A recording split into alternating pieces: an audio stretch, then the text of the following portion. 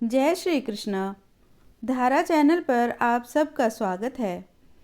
यदि आप धारा चैनल पर नए हैं तो चैनल को सब्सक्राइब करें और बेल का आइकन प्रेस करें। इससे आपको आने वाली नई ज्ञानवर्धक वीडियो का नोटिफिकेशन मिलता रहेगा। जय श्री कृष्ण। राधा रानी का प्रेम आप सब पर बना रहे। राधे राधे।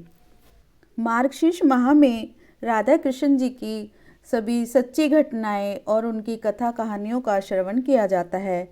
आइए आज एक ऐसी ही सच्ची घटना हम आपको सुनाते हैं। रमा नाम की एक स्त्री थी जो बरसाना रहती थी।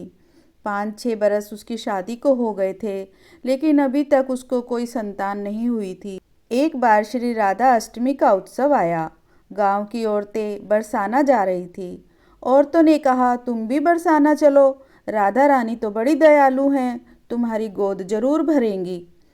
वह कभी 7-8 दिन अपने घर से बाहर नहीं रही थी। उसके पति और उसकी सास ने भी उसे जाने की आज्ञा दे दी। बस उसने मन में ठान लिया कि राधा रानी मेरी गोद जरूर भरेंगी। जिस दिन उसे जाना था उसी दिन पैर में उसके चोट लग गई। चला भी नहीं जा रहा था। फिर भी वह स्त्रियों के संग यात्रा करने के लिए चल पड़ी। सारे रास्ते ट्रेन में राधा कृष्ण का जाप कीर्तन चलता रहा।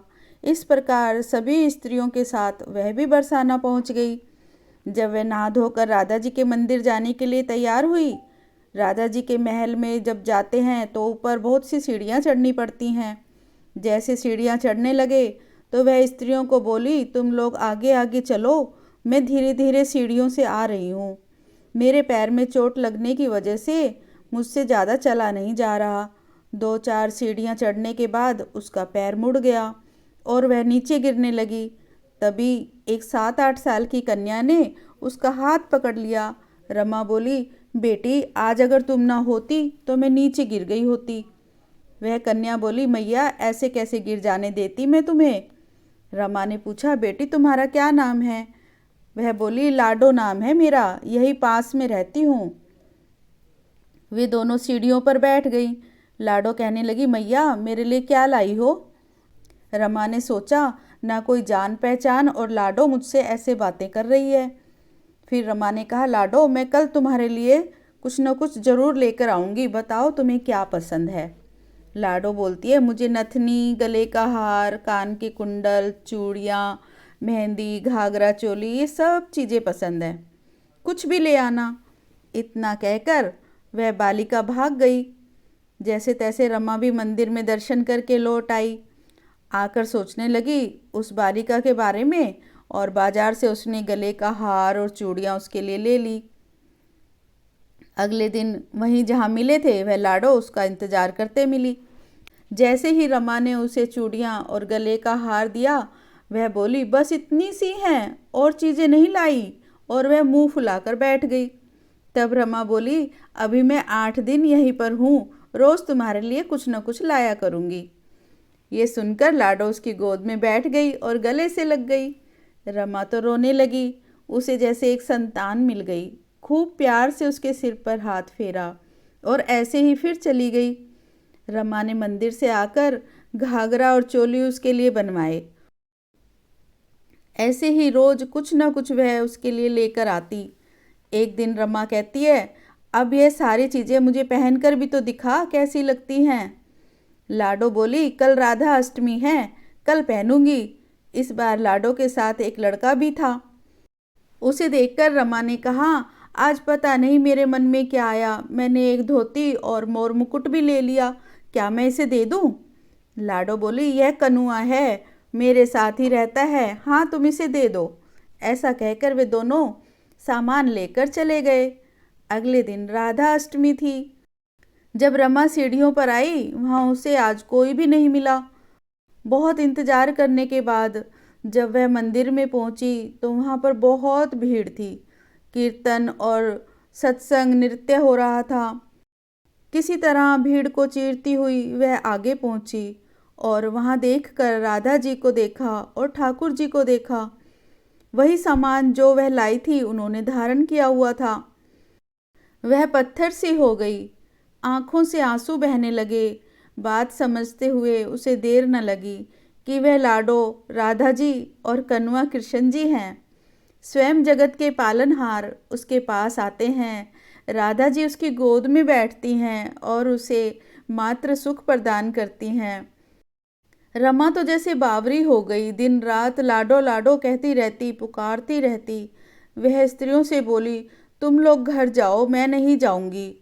उसकी सास और पति भी उसे लेने आए, पर वह साथ नहीं गई।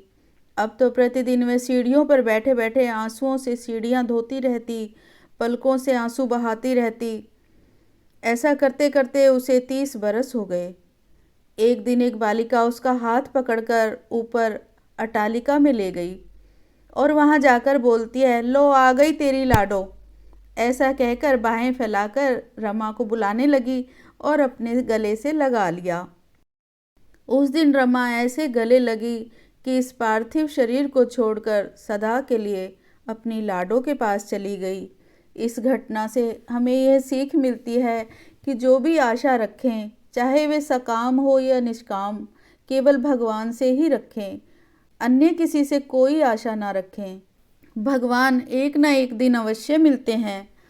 आशा एक राम जी से दूजी आशा छोड़ दे, नाता एक राम जी से दूजा नाता तोड़ दे। बोलिए भक्त और उनके भगवान की जय, बरसाने वाली सरकार की जय, श्यामा प्यारी कुंज बिहारी की जय, श्री कुंज बिहारी श्री हरिदास की जय। जय जय श्री राधे, जय जय श्री राधे। जय श्री कृष्णा। आज हम श्रीमद् भागवत पुराण के तृतीय स्कंद का 23वां अध्याय श्रवण करेंगे। 22वें अध्याय में आपने जाना कर्दम और देवहूति के विवाह का वर्णन। आज हम 23वां अध्याय कर्दम और देवहूति का विहार नामक अध्याय का श्रवण करेंगे। श्री मैत्रेय जी ने कहा, विदुर जी, माता पिता के चले जाने के पश्चात पति के अभिप्राय को समझ लेने में कुशल साध्वी देवहूति कर्दम जी की प्रतिदिन प्रेम पूर्वक सेवा करने लगी। ठीक उसी तरह जैसे श्री पार्वती जी भगवान शंकर जी की सेवा करती हैं। उसने काम, वासना, दंभ, द्वेष, लोभ, पाप और मद का त्याग कर बड़ी सावधानी और लगन के साथ सेवा में तत्पर रहकर विश्वास, पवित्रता, गौरव, संयम, प्रेम और मधुर भाषण आदि गुणों से अपने परम तेजस्वी पति देव को संतुष्ट कर लिया। देवहूति समझती थी कि मेरे पति देव दैव से भी बढ़कर हैं, इसलिए वह उनसे बड़ी बड़ी आशाएं रखकर उनकी सेवा में लगी रहती थी। इस प्रकार बहुत दिनों तक अपना अनुवर्तन करने वाली उस मनुपुत्री को व्रत आदि का पालन करने से दुर्बल हुई देख देव ऋषि श्रेष्ठ कर्दम को दयावश कुछ खेद हुआ और उन्होंने उससे प्रेम गदगद वाणी में कहा। कर्दम जी बोले, हे मनुनंदिनी, तुमने मेरा बड़ा आदर किया है। मैं तुम्हारी उत्तम सेवा और परम भक्ति से बहुत संतुष्ट हूँ। सभी देहधारियों को अपना शरीर बहुत प्रिय एवं आदर की वस्तु होता है, किंतु तुमने मेरी सेवा के आगे उसके क्षीण होने की भी कोई परवाह नहीं की। अतः अपने धर्म का पालन करते रहने से मुझे तप, समाधि, उपासना और योग के द्वारा जो भय और शोक से रहित भगवत प्रसाद स्वरूप विभूतियाँ प्राप्त हुई हैं, उन पर मेरी सेवा के प्रभाव से अब तुम्हारा भी अधिकार हो गया है। मैं तुम्हें दिव्य दृष्टि प्रदान करता हूँ, उसके द्वारा तुम उन्हें देखो। अन्य जितने भी भोग हैं वे तो भगवान श्री हरि के भ्रुकुटी विलास मात्र से नष्ट हो जाते हैं, अतः वे इसके आगे कुछ भी नहीं हैं।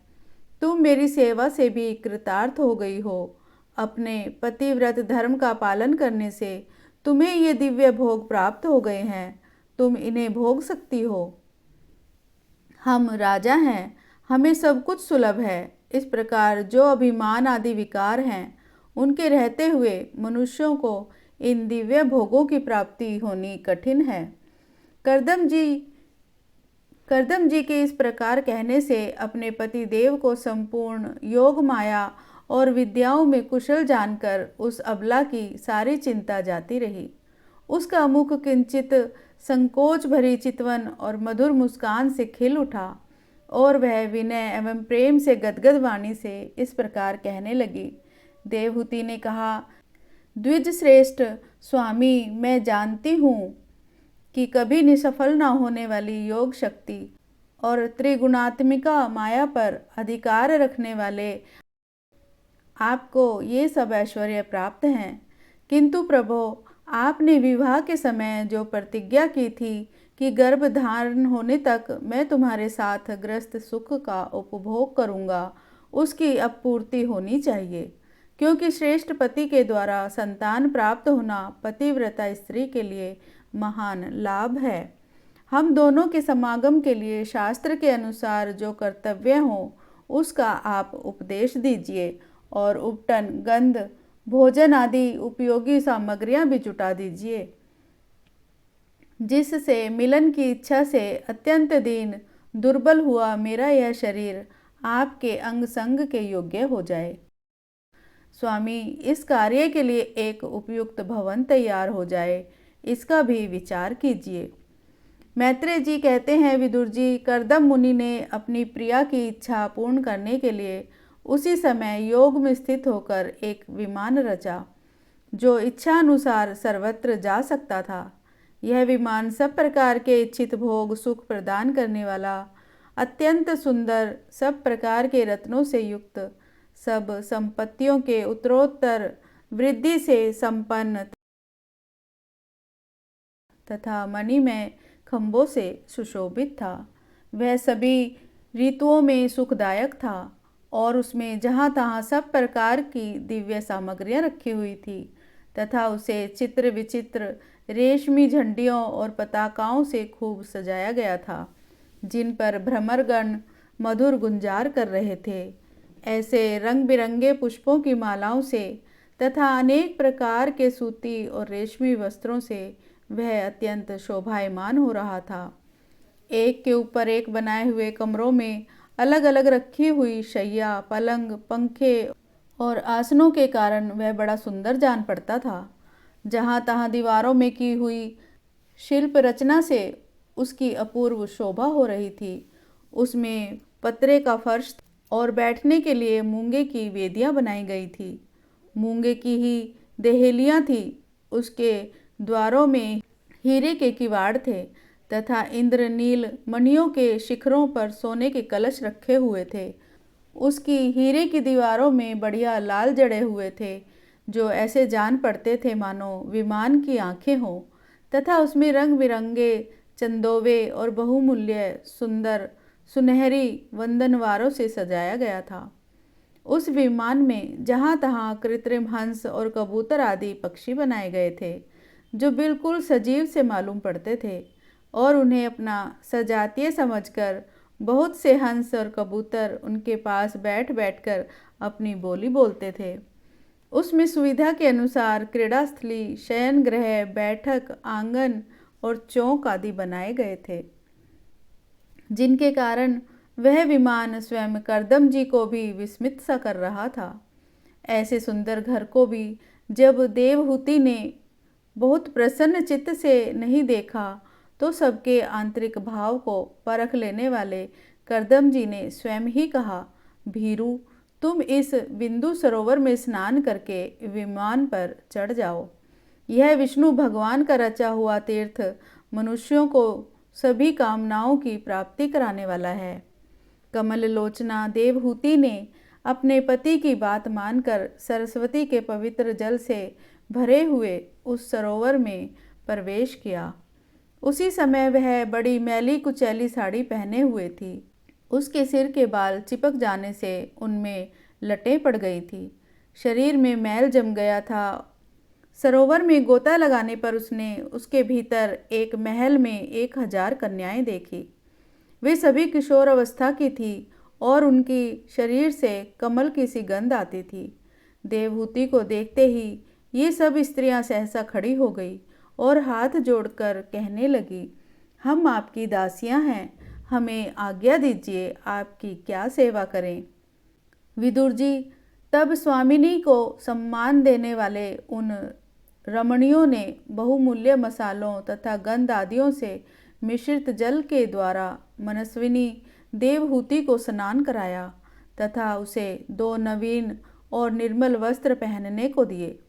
फिर उन्होंने ये बहुत मूल्य के बड़े सुंदर और कांतिमान आभूषण, सर्वगुण संपन्न भोजन और पीने के लिए अमृत के समान स्वादिष्ट आसव प्रस्तुत किए। अब देवहूति ने दर्पण में अपना प्रतिबिंब देखा तो उसे मालूम हुआ कि वह भांति भांति के सुगंधित फूलों के हारों से विभूषित है, स्वच्छ वस्त्र धारण किए हुए है। उसका शरीर भी निर्मल और कांतिमान हो गया है तथा उन कन्याओं ने बड़े आदर पूर्वक उसका मांगलिक श्रृंगार किया है। उसे सिर से स्नान कराया गया है। स्नान के पश्चात अंग अंग में सब प्रकार के आभूषण सजाए गए हैं। उसके गले में हार, हुमेल, हाथों में कंगन, पैरों में छमछमाते हुए सोने के पाजेब सुशोभित हैं। कमर में पड़ी हुई सोने की रतन जड़ित करधनी से, बहुमूल्य मणियों के हार से और अंग अंग में लगे हुए कुमकुम आदि मंगल द्रव्यों से उसकी अपूर्व शोभा हो रही है। उसका मुख सुंदर, दंतावली, मनोहर भौहें, कमल की कली से स्पर्धा करने वाले प्रेम कटाक्ष में सुंदर नेत्र और नीली अलकावली से बड़ा ही सुंदर जान पड़ता है। विदुर जी, जब देवहूति ने अपने प्रिय पति देव का स्मरण किया तो अपने को सहेलियों के सहित वहीं पाया जहाँ प्रजापति कर्दम जी विराजमान थे। उस समय अपने को सहस्त्रों स्त्रियों के सहित अपने प्राणनाथ के सामने देख और इसे उनके योग का प्रभाव समझकर देवहूति को बड़ा विस्मय हुआ। शत्रु विजयी विदुर, जब कर्दम जी ने देखा कि देवहूति का शरीर स्नान करने से अत्यंत निर्मल हो गया है और विवाह काल से पूर्व उसका जैसा रूप था उसी रूप को पाकर वह अपूर्व शोभा से संपन्न हो गई हैं, उसका सुंदर शरीर हो गया है, हजारों विद्याधारियाँ उसकी सेवा में लगी हुई हैं तथा उसके शरीर पर सुंदर वस्त्र शोभा पा रहे हैं, तब उन्होंने बड़े प्रेम से उसे विमान पर चढ़ाया। उस समय अपने प्रिया के पति अनुरुक्त होने पर भी कर्दम जी की महिमा कम नहीं हुई। विद्याधारियाँ उनके शरीर की सेवा कर रही थी। खिले हुए कुमुद के फूलों से श्रृंगार करके अत्यंत सुंदर बने हुए वे विमान पर इस प्रकार शोभा पा रहे थे मानो आकाश में तारागण से घिरे हुए चंद्रदेव विराजमान हो। उस विमान पर निवास कर उन्होंने दीर्घ काल तक कुबेर जी के समान मेरु पर्वत की घाटियों में विहार किया। ये घाटियाँ 8 लोकपालों की विहार भूमि हैं तथा श्री गंगा जी के स्वर्गलोक से गिरने की मंगलमय ध्वनि निरंतर गूंजती रहती है। उस समय भी दिव्य विद्याधारियों का समुदाय उनकी सेवा में उपस्थित था और सिद्धगण वंदना किया करते थे। इस प्रकार प्राण प्रिया देवहूति के साथ उन्होंने वैश्रम्भक, सुरसन, नंदन, पुष्पभद्र और चैत्ररथ आदि अनेकों देवोद्यानों तथा मानस सरोवर में अनुराग पूर्वक विहार किया। उस कांतिमान और इच्छा अनुसार चलने वाले श्रेष्ठ विमान पर बैठकर वायु के समान सभी लोकों में विचरते हुए कर्दम जी विमान विहारी देवताओं से भी आगे बढ़ गए। विदुर जी, जिन्होंने भगवान के भव भयहारी पवित्र पाद पद्मों का आश्रय लिया है, उन धीर पुरुषों के लिए कौन सी वस्तु या शक्ति दुर्लभ है। इस प्रकार महायोगी कर्दम जी यह सारा भूमंडल जो द्वीप वर्ष आदि की विचित्र रचना के कारण बड़ा आश्चर्यमय प्रतीत होता है, अपनी प्रिया को दिखाकर अपने आश्रम को लौट आए। फिर उन्होंने अपने को 9 रूपों में विभक्त कर प्रियतम के साथ रहती हुई देवहूति को इतना काल कुछ भी न जान पड़ा। आत्मज्ञानी कर्दम जी सब प्रकार के संकल्पों को जानते थे, अतः देवहूति को संतान प्राप्ति के लिए उत्सुक देख तथा भगवान के आदेश को स्मरण कर उन्होंने अपने स्वरूप के 9 विभाग किए। इससे देवहूति के एक ही साथ 9 कन्याएं पैदा हुई। वे सभी सर्वांग सुंदरी थी और उनके शरीर से लाल कमल की सी सुगंध निकलती थी। इसी समय शुद्ध स्वभाव वाली सती देवहूति ने देखा कि पूर्व प्रतिज्ञा के अनुसार उसके पतिदेव संन्यास आश्रम ग्रहण करके वन को जाना चाहते हैं, तो उसने अपने आंसुओं को रोककर ऊपर से मुस्कुराते हुए व्याकुल एवं संतप्त हृदय से धीरे धीरे अति मधुर वाणी में कहा। उस समय वह सिर नीचा किए हुए अपने नख मंडित चरण कमल से पृथ्वी को कुरेद रही थी।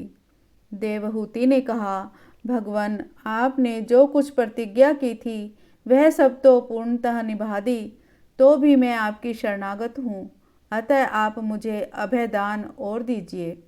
ब्राह्मण, इन कन्याओं के लिए योग्य वर खोजने पड़ेंगे और आपके वन को चले जाने के बाद मेरे जन्म मरण रूप शोक को दूर करने के लिए भी कोई होना चाहिए।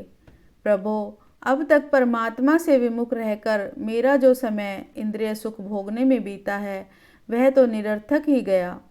आपके परम प्रभाव को न जानने के कारण ही मैंने इंद्रियों के विषयों में आसक्त रहकर आपसे अनुराग किया। तथापि यह भी मेरे संसार भय को दूर करने वाला ही होना चाहिए।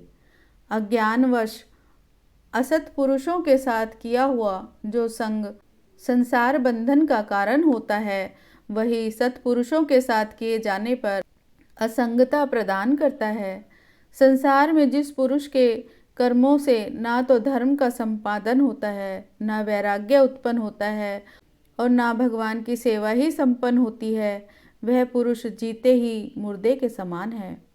अवश्य ही मैं भगवान की माया से बहुत ठगी गई, जो आप जैसे मुक्तिदाता पतिदेव को पाकर भी मैंने संसार बंधन से छूटने की इच्छा नहीं की।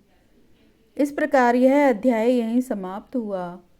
ओम श्री कृष्णाय नमः। 24वां अध्याय। श्री कपिल देव जी का जन्म। श्री मैत्रेय जी कहते हैं, उत्तम गुणों से सुशोभित मनु कुमारी देवहूति ने जब ऐसी वैराग्य युक्त बातें कही, तब कृपालु कर्दम मुनि को भगवान विष्णु के कथन का स्मरण हो आया और उन्होंने उससे कहा।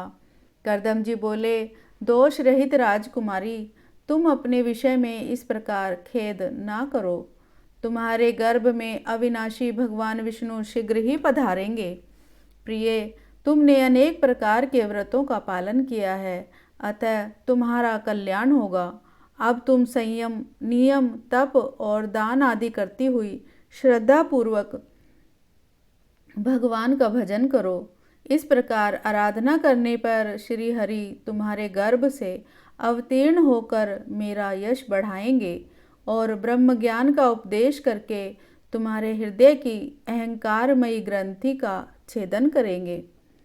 श्री मैत्रेय जी कहते हैं, विदुर जी, प्रजापति कर्दम के आदेश में गौरव बुद्धि होने से देवहूति ने उस पर पूर्ण विश्वास किया और वह निर्विकार जगत गुरु भगवान श्री पुरुषोत्तम की आराधना करने लगी। इस प्रकार बहुत समय बीत जाने पर भगवान मधुसूदन देवहूति के गर्भ में प्रकट हुए, जैसे काष्ठ में अग्नि हो। उस समय आकाश में मेघ जल बरसाते हुए गरज गरज कर बाजे बजाने लगे। गंधर्वगण गान करने लगे और अप्सराएं आनंदित होकर नाचने लगी। आकाश से देवताओं के बरसाए हुए दिव्य पुष्पों की वर्षा होने लगी। सब दिशाओं में आनंद छा गया। जलाशयों का जल निर्मल हो गया और सभी जीवों के मन प्रसन्न हो गए। इसी समय सरस्वती नदी से घिरे हुए कर्दम जी के उस आश्रम में मरीचि आदि मुनियों के सहित श्री ब्रह्मा जी आए। शत्रुदमन विदुर जी स्वतः सिद्ध ज्ञान से संपन्न अजन्मा ब्रह्मा जी को यह मालूम हो गया था कि साक्षात पर ब्रह्म भगवान विष्णु सांख्य शास्त्र का उपदेश करने के लिए अपने विशुद्ध सत्वमय अंश से अवतीर्ण हुए हैं। अतः भगवान जिस कार्य को करना चाहते थे, उन्होंने विशुद्ध चित्त से अनुमोदन एवं आदर किया और अपनी संपूर्ण इंद्रियों से प्रसन्नता प्रकट करते हुए कर्दम जी से इस प्रकार कहा। ब्रह्मा जी ने कहा, प्रिय कर्दम, तुम दूसरों को मान देने वाले हो, तुमने मेरा सम्मान करते हुए जो मेरी आज्ञा का पालन किया है, इससे तुम्हारे द्वारा निष्कपट भाव से मेरी पूजा संपन्न हुई है। पुत्रों को अपने पिता की सबसे बड़ी सेवा यही करनी चाहिए, जो आज्ञा, ऐसा कहकर आदरपूर्वक उनके आदेश को स्वीकार करें। बेटा, तुम सभ्य हो, तुम्हारी ये सुंदरी कन्याएं अपने वंशों द्वारा इस सृष्टि को अनेक प्रकार से बढ़ाएंगी। अब तुम इन मरीचि आदि मुनिवरों को इनके स्वभाव और रुचि के अनुसार अपनी कन्याएं समर्पित करो और संसार में अपना सुयश फैलाओ। मुने, मैं जानता हूँ जो संपूर्ण प्राणियों की निधि है, उनके अभिष्ट मनोरथ पूर्ण करने वाले हैं। वे आदि पुरुष श्री नारायण ही अपनी योग माया से कपिल के रूप में अवतीर्ण हुए हैं। फिर ब्रह्मा जी देवहूति से बोले, राजकुमारी, सुनहरे बाल, कमल जैसे विशाल नेत्र और कमल अंकित चरण कमलों वाले शिशु के रूप में कैटभ सुर को मारने वाले साक्षात श्री हरि ने ही ज्ञान विज्ञान द्वारा कर्मों की वासनाओं का मूल छेदन करने के लिए तेरे गर्भ में प्रवेश किया है। ये अविद्याजनित मोह की ग्रंथियों को काटकर पृथ्वी में स्वच्छंद विचरेंगे। ये सिद्ध गणों के स्वामी और शंखाचार्यों के भी माननीय होंगे। लोक में तेरी कीर्ति का विस्तार करेंगे और कपिल के नाम से विख्यात होंगे। श्री मैत्रेय जी कहते हैं, विदुर जी, जगत की सृष्टि करने वाले ब्रह्मा जी उन दोनों को इस प्रकार आश्वासन देकर नारद और सनकादि को साथ ले हंस पर चढ़कर ब्रह्मलोक को चले गए। ब्रह्मा जी के चले जाने पर कर्दम जी ने उनके आज्ञा के अनुसार मरीचि आदि प्रजापतियों के साथ अपनी कन्याओं का विधि पूर्वक विवाह कर दिया। उन्होंने अपनी कला नाम की कन्या मरीचि को, अनसुईया अत्रि को, श्रद्धा अंगिरा को और सब में अपने आत्मा को ही देखने लगे। उनकी बुद्धि अंतर्मुख एवं शांत हो गई। उस समय धीर कर्दम जी शांत लहरों वाले समुद्र के समान जान पड़ने लगे। परम भक्ति भाव के द्वारा सर्व अंतर्यामी सर्वज्ञ श्री वासुदेव में चित्त स्थिर हो जाने पर वे सारे बंधनों से मुक्त हो गए। संपूर्ण भूतों में अपनी आत्मा श्री भगवान को और संपूर्ण भूतों को आत्मस्वरूप श्री हरि में स्थित देखने लगे।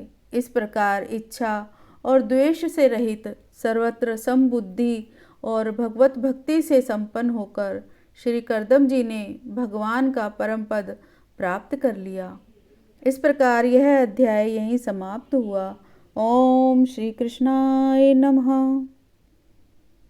कथा अभी जारी है।